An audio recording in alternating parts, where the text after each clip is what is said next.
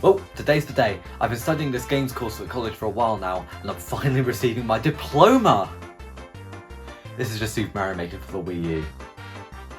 Cheap bitches couldn't even get me the sequel. Video games are a pretty hard thing to nail each and every time. No matter how many experienced artists, musicians, level designers and stupid higher-ups there are working on a project, there are gonna be flaws. Sometimes there's very few, sometimes there's a lot, sometimes there's carnival games. Naturally, when fans play through a game, they're gonna notice these flaws, and everyone will have their own opinions on what the developer should have done instead. Some people think weapon breaking shouldn't be in Breath of the Wild, and they're entitled to their opinions. Some things think Smash Bros should only cater to competitive players. I pray for them sometimes. But eventually, some people start getting too big for their boots. Why is this enemy placed here? Why not design the level this way? Why can't I just make the game instead? So developers heard these complaints, realised that they were finally free from animating Joel from The Last of Us doing the salt flambe meme, and fucking ran for it. This is a genre of game that I like to call game creation games, or Gameception, if you will. Not just a sandbox game, but a game that is designed to allow you, the user, to make your own games within it. Obviously, these tools are often limited. If you want to make a full game, then it would undoubtedly be smarter to look into a Unity tutorial and work from there. But for the average person just trying to make their own Mario level,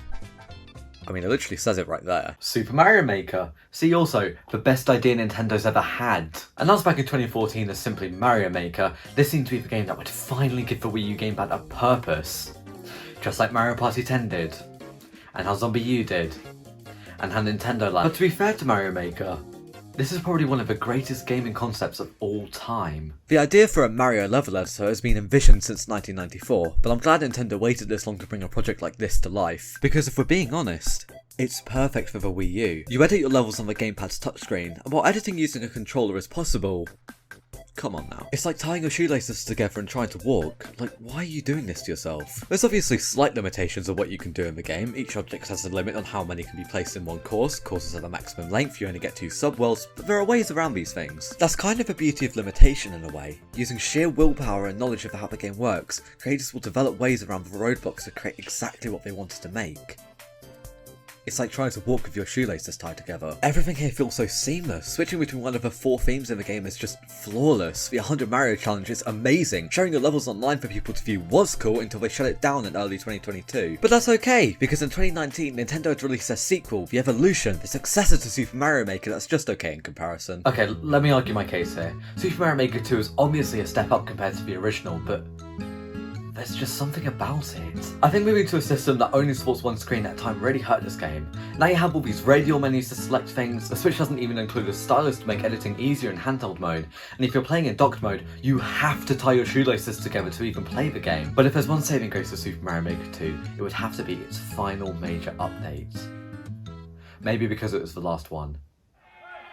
Oh hey, there's my local showing up at people's houses uninvited anonymous group. Wonder what they're up to today. Okay, come on now, I'm only joking. The final major update for Super Mario Maker 2 came at a weird time. It seemed like the game had only just started getting major content expansions, and then suddenly, poof, that's it. But the feature it brought with it still genuinely blows me away to this day. Meet World Maker. Using the same visual style as Super Mario World, you can create your own unique super worlds, each fit with 8 separate worlds and a maximum of 240 courses. This single-handedly took Super Mario Maker 2 from a level editor to a game creator. You can literally download and create your own Mario worlds this way. That's amazing. You get access to a fully explorable world map. Toad houses even appear. They can be made in all different shapes and sizes while still keeping that Mario Maker charm and simplicity to them. This is peak Mario Maker.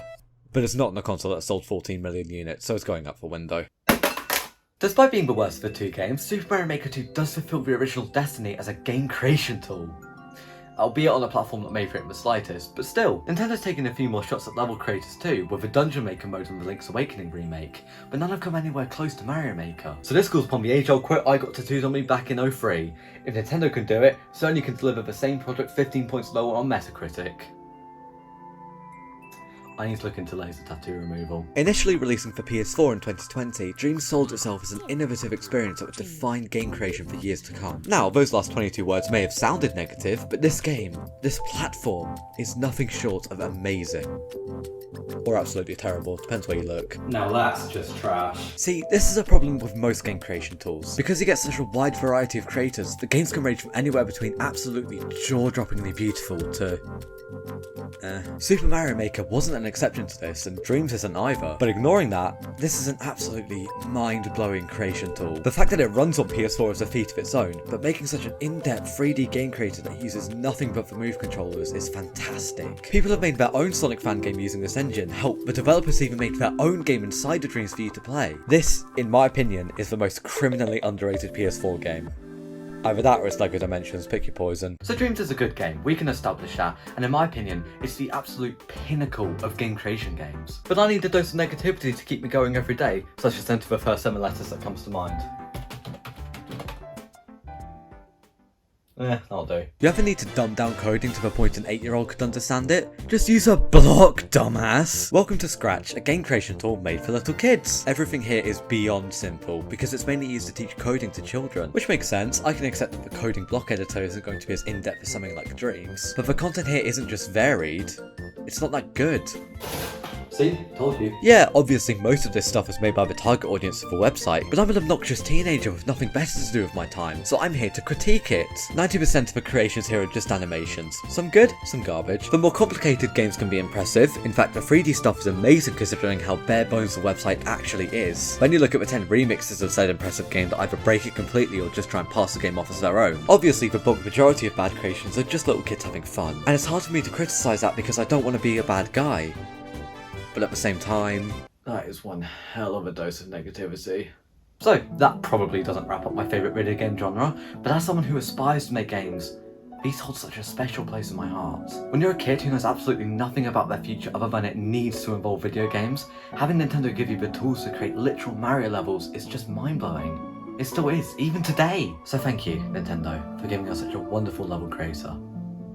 But I'm a negativity junkie now, so I need to point out that Super Mario 3D World was listed under the extra theme section, but they never added any other themes from other Mario games to accompany it. It says themes.